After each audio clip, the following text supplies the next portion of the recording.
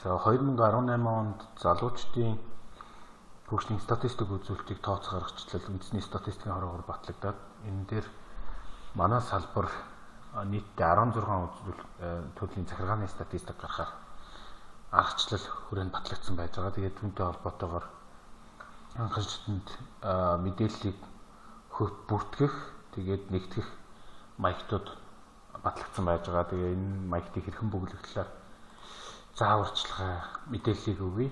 Тэгээд 16 үзүүлэлтийн хамгийн ихнийх нь болохоор залуучдын хөгжлийн салбар зөвлөлөөс гаргасан шийдвэрийн бүртгэл шийдвэрийн тоо гэж байж байгаа. Тэгээ энийг гаргахын тулд анхаарчдын дээр залуучдын хөгжлийн салбар зөвлөлөөс гаргасан шийдвэр бүрийг бүртгэж одоо энэхүү харагдаж байгаа маягтын дагуу бүртгэж явуулаад сар бүр энэ маягтын дагуу бүх мэдээллийг бөглөж илгээх байж байгаа. Жишээлбэл 2019 оны 1-р сард хичнээн шийдвэр гарсан. Тэгээ энэхүү тоо маань энд бүртгэлтэй байгаа. Бүртгэлээр маань баталгаажж байгаа юм. Дараа нь залуучуудаас гарсан саналыг шийдвэртээ дургасгасан иргэдийн төлөөлөгчдийн хурлын тогтоолын тоо гэдэг мөн адил иргэдийн төлөөлөгчдийн хурлын тогтоол маань залуучуудаас гарсан санал дээр үндэслэж гарсан байх юм бол энэхүү бүртгэлийг хийж яваад тэрийг мөн адил энэ хүснэгт рүү сар бүрийн мэдээг нь одоо тоогоор буулгаж энэхүү бүртгэлээрээ баталгаажиж байгаа юм. Дараа нь залуучдын оролцооны байгууллагын тоо тухайн орон нутагт байгаа залуучдын оролцоотой холбоотой байгууллагуудын бүртгэлийг энэхүү маягтын дагуу хийгээд тэнцэнээс залуучдын оролцооны байгууллагын тоо жишээлбэл одоо 2019 оны таа гаргаж байгаа 2018 онд хэд байсан 2019 онд хэд байсан хоёр тоог бөглөөд мөн гишүүдийн тоог 18 онд хэд байсан 19 онд хэд болж өөрчлөгдсөн. Энэхүү бүртгэлийн тайлан мэдээг бол энийг бол одоо энэ доотлын тайламжлалын мэдээлэл гэдэг энэ хэсгийг бол дандаа нөгөө дээд байгууллагууд руугаа илгээж явах мэдээллийн хүснэгт байж байгаа. Энэ дээдлийн хэсэг бол та бүхний анхаарчдын дээрээ мэдээлэлээ баталгаажуулахын тулд хөдөлж байгаа бүртгэлийн маягт энэ та бүхэн дээр хадгалагдчих хэвээр байж байгаа. Дараа нь болохоор амьдрах ухааны залуучдын хөгжлийн төвийн амьдрах ухааны сургалтанд хамрагдсан залуучдын бүртгэлийг энэхүү маягтын дагуу хийнэ. Тэгээд эндээс мэдээлэх маягт руугаа тоон үзүүлэлтүүдийг нэгтгээд одоо заасан тогтоосон хугацаанд юуруугаа дээд байгууллагууд руугаа тайлбарлах хэрэгтэй энэхүү тоог. Дараагийнх нь мөн залуучдын хөгжлийн төвөөр дамжуулан эрх зүйн холбон зуршлах үйлчлэгээ авсан залуучдын бүртгэлээ энэхүү маягтын дагуу хөтлөөд тэр хөтлсөн маягтаас ийш нь статистик тоо мэдээллийг оруулж мөн тогтсон хугацааны дагуу дээд байгууллагатаа мэдээлж байгаа үүрэгтэй байна.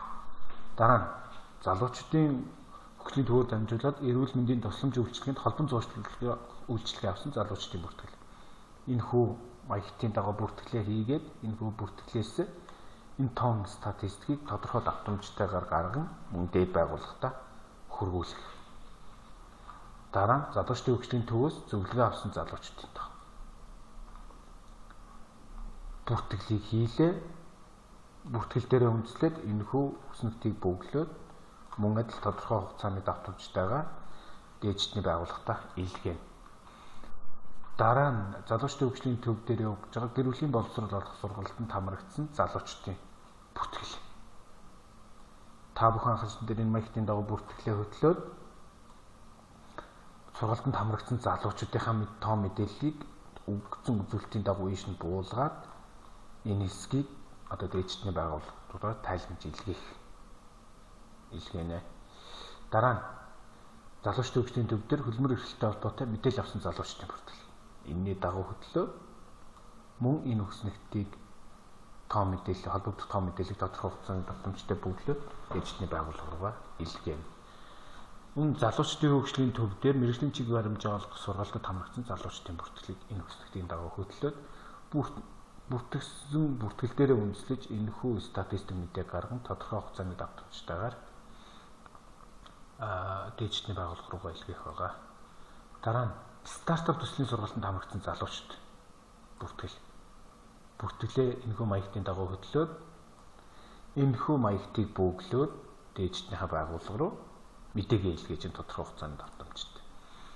Тэгвэл залуучдын хөгжлийн төвөөр дамжуулаад ажлын байранд зурчлагдсан залуучдын бүртгэлийг энэхүү хүснэгтийн дагуу хийгээд доорх хүснэгтийн дагуу мэдээллийг тогтоосон хугацаанд дээдчдийн байгууллага илгээж байгаа.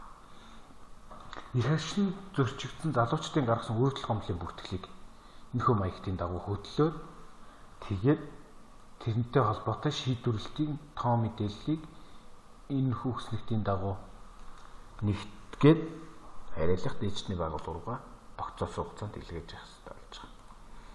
Тэгээд одоо залуучдын хөгжлийн төвөөр үйлчлүүлсэн нийт залуучдын тоо мэдээллийг саяны урд өгөгдсөн тоо мэдээллүүдээс аваад ийш нь буулгахаар одоо залуучдын хөгжлийн төвөөр үйлчлүүлсэн нийт залуучдын маань тоо хүйсээр, насаар, хөдөлмөр эрхлэлтийн байдлаар тэгээд боловсролын төвшнгөөр зорилттой бүлгийн хэсэг гэсэн үзүүлэлтээр гарч нэгтгэгдэж яваад дээдчдийн байгууллагууд руу илгээгдэх ёстой байж байгаа.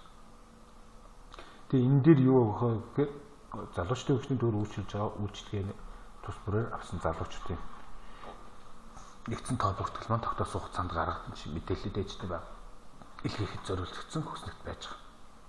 Энэ маягаар хүснэгтийг бүгэлж явна. Цаашд анхаарах зүйл гэвэл хүснэгтийн дээр байгаа энэ хүснэгтийн утгыг агуулсан энэ нэршлиг маш сайн харах хэрэгтэй. Энэ дээр ялангуяа залуучуудаас гарсан саналыг шийдвэртээ тусгасан иргэдийн төлөөлөгчдийн хурлын тогтоолын тоо гэдэг маань залуучуудтай холбоотой иргэдийн төлөөлөгчдөөс шийдвэр гарсан хэдий ч тэр нь залуучуудаас гарсан санал биш бол энэ жагсаалтад орж бүртгэгдэж явахгүй. Энэ маягаар нэршилтэйгээ уялдуулж юу бүртгэхгүйгээ маш сайн анхаарч бүртгэх хэрэгтэй байж байгаа. За ингээд та бүхэнд амжилт хүсье.